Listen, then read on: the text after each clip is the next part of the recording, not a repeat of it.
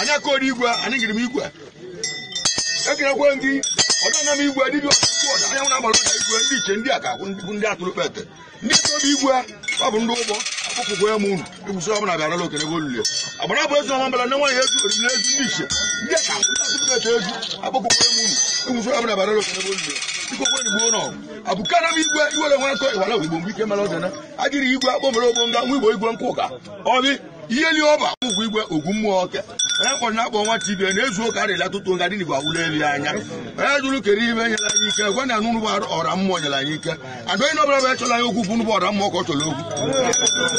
ona mmo na eti ngoti sasa eti ando ko ti 2021 ya mari la nyo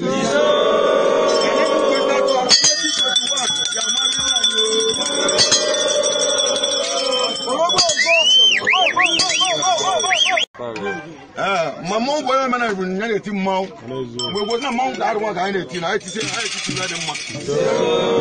go na rusika o da bulo eno na boy no ni ma pa na ekulu mu we no na boy akala ja cha wale ya da lotu o ya akala ja na cha wara no ya cha wa ika ga ngwa no ogu ai ti maw wa ga abu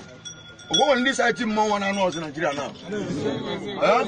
ogo ndi bulu maw wa na ba ka na no Nigeria ko so ro ba ko ju wa de la arwa